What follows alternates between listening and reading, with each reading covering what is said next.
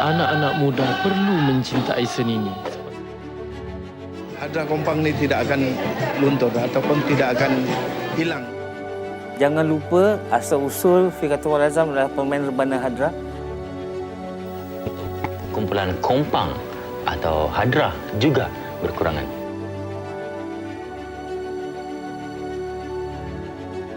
Inilah legenda Empire Wanazam.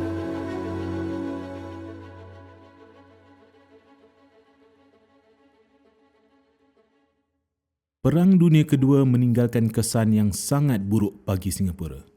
Dengan ekonominya yang merosot dan jenayah pada tahap tertinggi, rakyat Singapura bergelut untuk bertahan. Dari segi seni di Singapura, banyak kumpulan Hadra yang ditubuhkan antara tahun 1920-an hingga 1941 tidak lagi wujud selepas perang.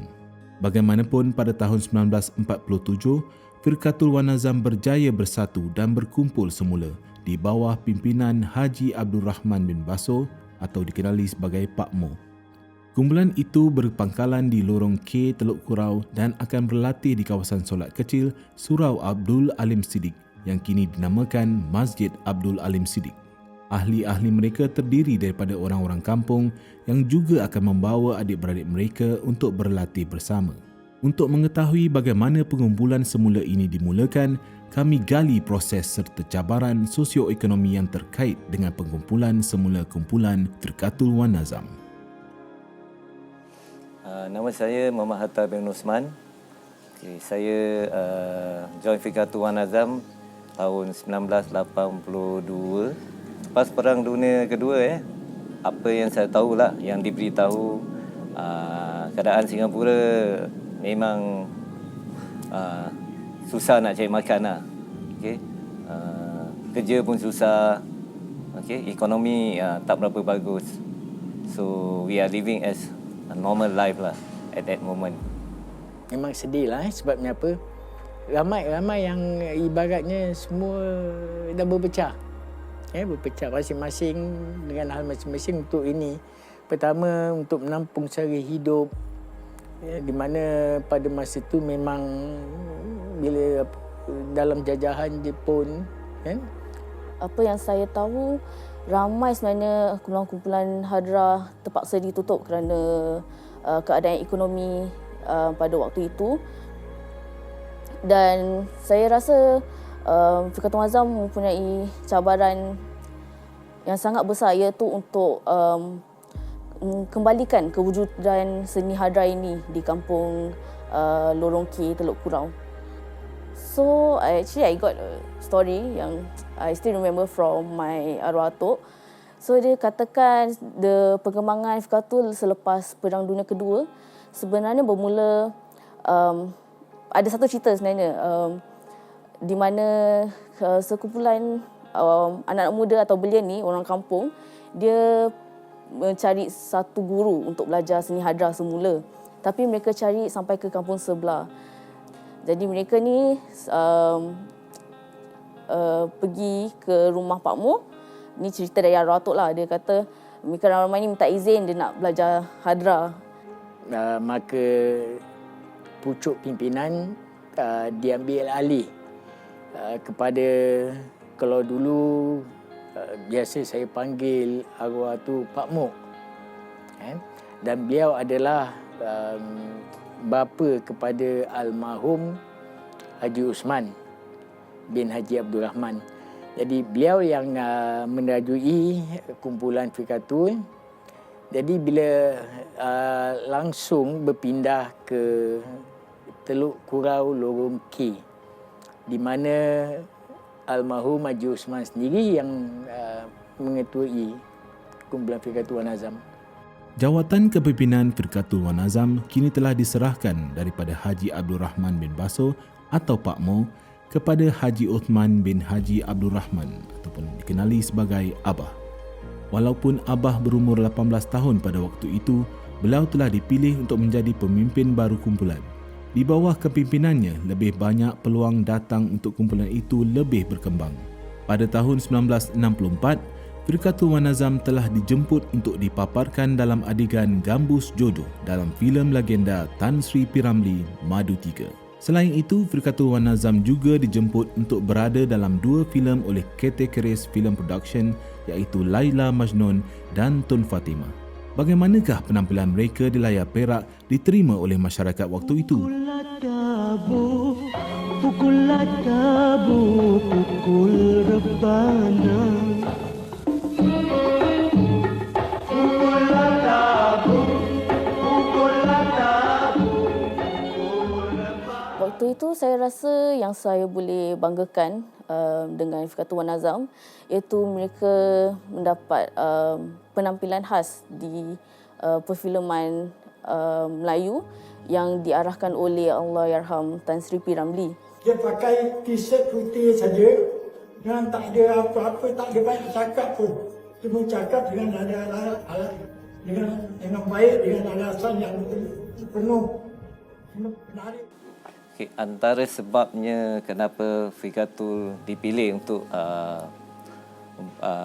mewakili perfilman Madu 3 tu kerana setahu saya arwah Pak Mu tu memang terkenal di daerah kampung Lorong K dengan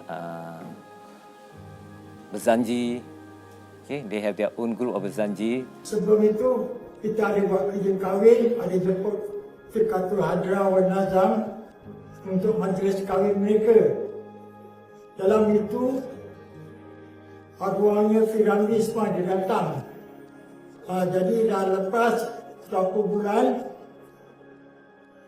yang nama Hassan ni jadi studio boy, dia ada kasih tahu sama saya, dia jemput teman saya, dia bilang Sin, itu P. Ramlee nak bukan punya kumpulan hari lagi 2-3 hari ni nak mengadakan muka kumpulan, nak mengadakan syuting kat dalam studio. Jadi saya pun beritahu sama arwah Abang Noh, yakni Haji Abdul Rahman, mengatakan dan saya dapat undangan dari Soul Brothers sekian dari bulan. Jadi arwahnya benar diizinkan. Jadi dia nakkan kita berkumpulan hadir 11 orang. 11 orang, transport semua disediakan dan juga dengan pakaian, dengan alatan kita letak. Jadi itu semua sewa pakaian sama pakaian, sewa pakaian semua diadakan, disediakan juga sama rebana semua kita kena bawa. Jadi dia tentu dia bayar sewa. Habis itu kami pun Haji Abdul Rahman arwahnya dia terima, dia suruh saya pergi dekat transport, nanti datang kat mana, datang dekat Lorong K, Tok Kurau. Perfilman Madu 3 ni, Firqatul Wan Nazam mendapat banyak undangan-undangan perkahwinan dan banyak membuat show-show di kampung-kampung lah. Lepas tu, apa saya tahu, lagu Madu 3 tu menjadi masyhur di Singapura. And then di seluruh Asia jugalah. Okay, dia dapat tengok di TV, okay, di radio. So satu kebanggaan lah bagi untuk Firqatul Wan Nazam. Okay, perasaan saya sampai sekarang apabila melihat atau menonton Hadram Madu 3 tersebut, saya merasakan sangat bangga dan sebenarnya benda tu adalah satu benda yang very nostalgic lah, I can see. Because salah satu anggota yang terlibat dalam perfilman itu adalah arwah atuk saya. Jadi kalau mana yang tak tahu, arwah atuk saya sebenarnya dia duduk betul-betul kat tepi, I think near to the camera side lah when they zoom in from the side view. And actually mengikutkan cerita dia, sebenarnya dia harus duduk di tengah-tengah menjadi khalifah. Tetapi pada waktu itu dia 18 tahun. Jadi he's very young lah, can say. It's not very mature looking. And P. Ramlee asked for Haji Hussein, who is much more older and looks more matured and suits his voice lah for the song itself to be seated in the center. And what I know dari cerita atuk, sebenarnya Haji Hussein kena, lagu tu diberi serta-merta dan dia kena hafalkan that I think there's 3 or 4 verse at that point of time. I think in 1 hour during the location itself when they arrive lah. Kalau kabut juga lah. Sebab apa kalau kabut, saya dah tahu ini, yang ini. Dia dah cakap ini, dia nak kasih ini surat, kita kena hafal. Tapi sampai 5 rangkapan pantun. Macam mana dalam 1 jam. Saya pun dah dalam kabut. Cuma suka juga, takut juga. Tapi dengan kuasa Allah, dalam kita pukul tu, gembira sekali. When the song get famous, banyak muda-mudi, lelaki dan perempuan interested in joining Figatu lah. And then from there, our group start to develop about almost 100 members lah pada masa tu lah. And then apa yang terkenal pada Madu 3 tu mereka memakai baju regiment. Okey, regiment tu seperti pakaian askar lah. Baju regiment ni dah menjadi simbol ataupun ikon pada kumpulan Fikatu Manazam yang berjaya menarik ramai ahli-ahli lah. Menarik perhatian lah. So kalau kita tengok dari basic pakaian diorang, bila diorang berdiri ramai-ramai tu, it looks like army lah, tentera yang sedang bermain hadra lah. Sebelum gambar tu ditayangkan di panggung-panggung Brothers, pertama kali main di Palace. Usman bawa ini tape, dia bawa main radio creator tu Usman. Tapi wayang belum main, kita dah tengok dulu. Betul tak? Kali tinggal lagu dia sekali dia tunjukkan. Itu jam kami sekarang 3 orang beberapa partner sebagai Palace Center. Kita sama ambil lain. Pertama kali kita tengok lah. Bangga. Pakai rumah tak maaf punya. Bangga ni kenapa? Kita rasa kumpulan kita bertuah. Ya, yang dapat apa ni diundang dalam filem Madu 3. Itulah bila saya terpandang muka saya kecil. Pada masa saya, bila saya join the group, lagu tu kadang-kala dimainkan lah di majlis perkahwinan. Kalau ada orang request, baru pun diorang main jugalah lagu Madu 3 tu lah. Some of them recognize that Fikatu Manazam yang pernah mewakili buat filem Fikatu buat filem Madu 3 lah. So some of the tuan rumah request lagu hadra, diorang nak lagu Madu 3. Nama saya Aminur Rashid bin Uthman.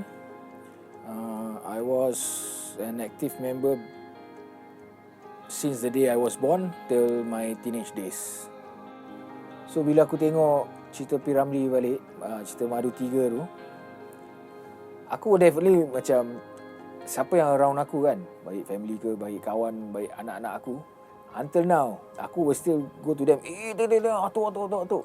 You know, that the hype tu masih ada lah. Especially kalau tengok those TV Malaysia kan, diorang banyak tayangkan cerita-cerita lama P. Ramlee kan. Kalau Madu 3 keluar je kan, that's it. Aku macam heboh lah satu rumah. Macam proud lah. Tengok ni kumpulan ni lah atuk. Atuk still young lah, that kind of thing. Bila ditayangkan di radio ataupun di TV, I can imagine how famous they are at that time. And as a group yang muda ni kan, saya rasa bangga jugalah pasal Fikatu is there, you know, during that movie Madu 3 tu lah. So menjadi satu kebanggaan lah bagi kumpulan Fikatu lah.